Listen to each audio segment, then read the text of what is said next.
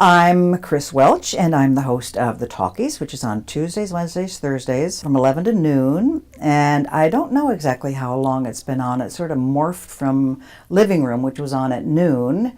I don't know when that changed either, except that I do know that I was on the morning show for 25 years. So that's the one date I remember. I think probably Living Room 10 years, and it's just been so much fun. I haven't been able to keep track. So The Talkies is, I was told originally that they wanted it to be local news, and I tried. And there is local news, but I've included everything because that's sort of what I do. International news and politics and art and culture, because that's my background. And it's just fun talking to people. That's what it's about. And listener callers. I love that part too. Well, I came to the station fresh off 4 years out of the country. Introduced me to all kinds of people. I'm a small town in the Middle West, and it was just sort of wow. And things that I had known and believed about racism and sexism, etc. Sexism was sort of newer. Racism I'd been thinking about and worrying about for a long time, but sexism was what came later, and which is interesting. But and the things that you take for granted growing up, going to church, being the Methodist Family of the Year 2 years in a row in St. Charles, Illinois, just about humanity and compassion and what's right and what's wrong, and to find out that it's not happening in the world. It's very naive to believe that that's not right.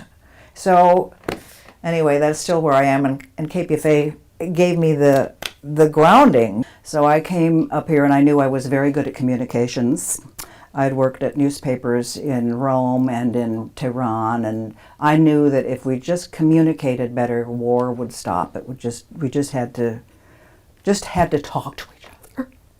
So I was looking into communications, and I'd worked on newspapers. I had a radio show on college. But anyway, I thought, okay, whatever, anything.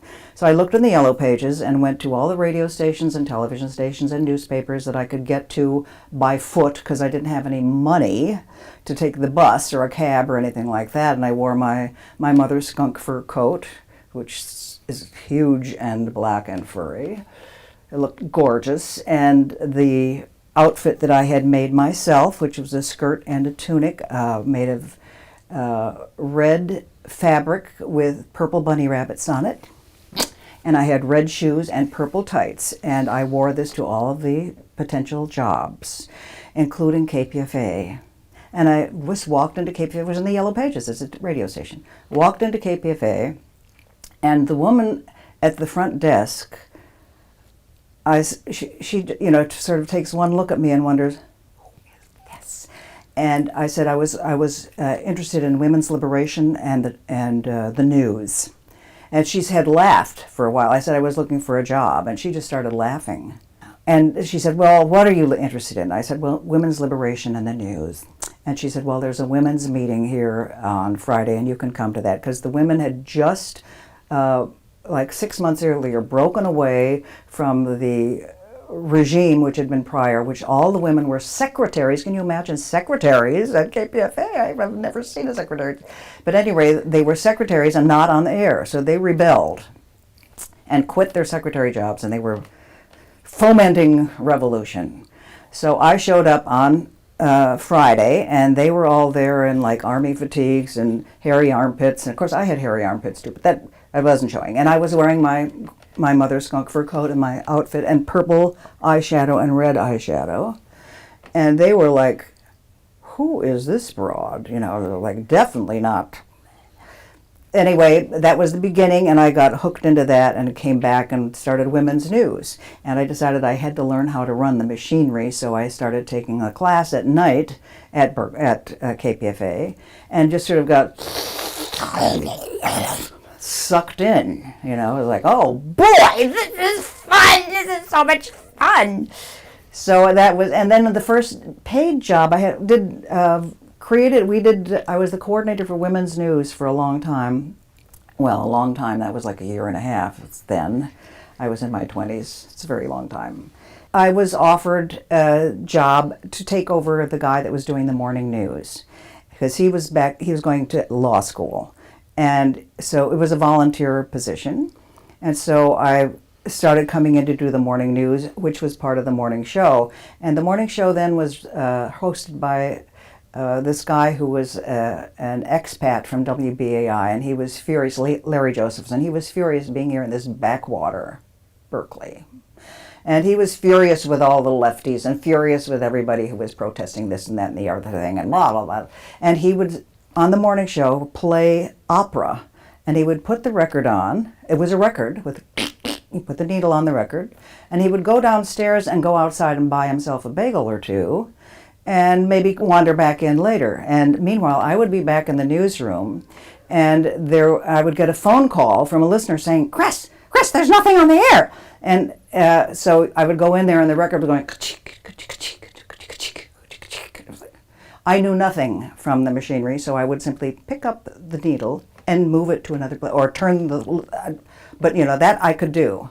I didn't know anything, what was on, where it was, and anything. And then we started it became the Chris and Larry show, because he would make a smart-ass remark and I would make a smart-ass remark right back. And we had too much fun. And then he left. They decided that I should be doing the morning show, but not by myself because I didn't know what I was doing. So they hired Scoop Nisker, who has become a dear, dear friend of mine, who was a legend in Bay Area radio on KSAN. He did the news there. And he ended every newscast with, if you don't like the news, go out and make some of your own. And he came over here and started us off on the morning show on April the 1st of 1972. So I guess I got here in 71. And we had a great time, except that he knew how to run all the machinery. So he was sitting on that side of the board, and I was sitting on the other side of the board with the guest. And I noticed that the guest would never look at me. He was always looking at Scoop because he was running, and I was like, hello. And so I thought, okay, I've got to learn how to run this machinery, that's obviously. And then a month after we started, we all went off on strike.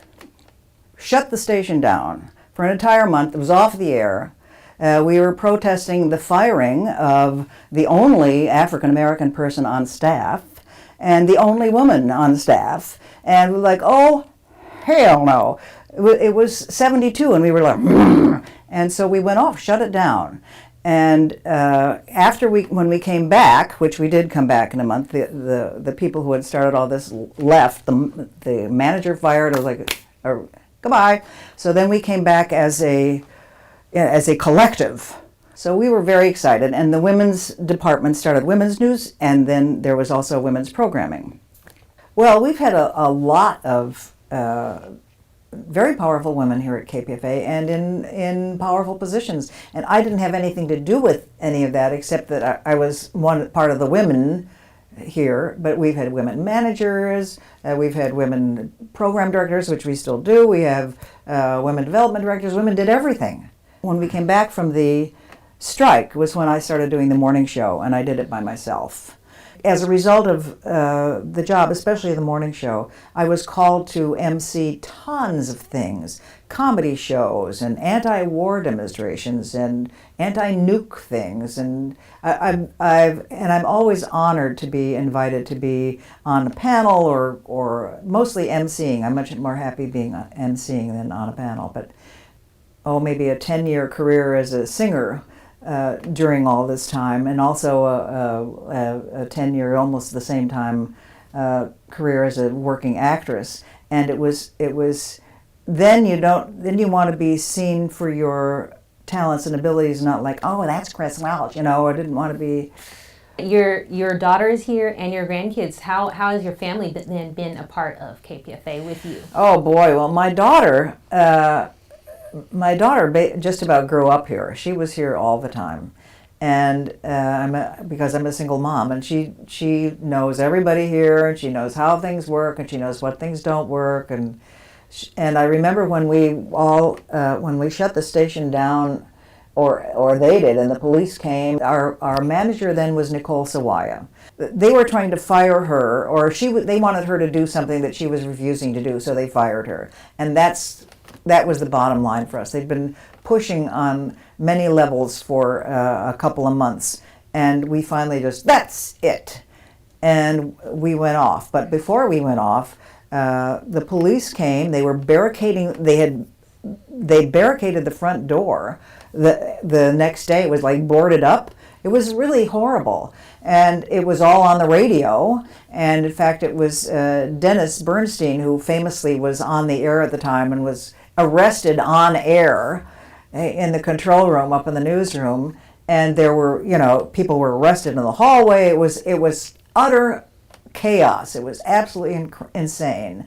And my daughter heard it on the radio and came running down here from our house, which was then a couple of blocks away, not in Richmond where we live now. And she was just sobbing. This was her place. This was her home, her radio station, that there would be police there. And out in front of the station, the night, it was just lots and lots of lights. Subsequently, there was it looked like a homeless encampment, but people put up tents and blockaded the street out in front to protect the station. There was a march later of 20,000 people marching through Berkeley to protect the station and demand that these folks leave and leave us alone, which they eventually did. But so there's a lot of excitement in the history here. It's so important. It means so much to so many people.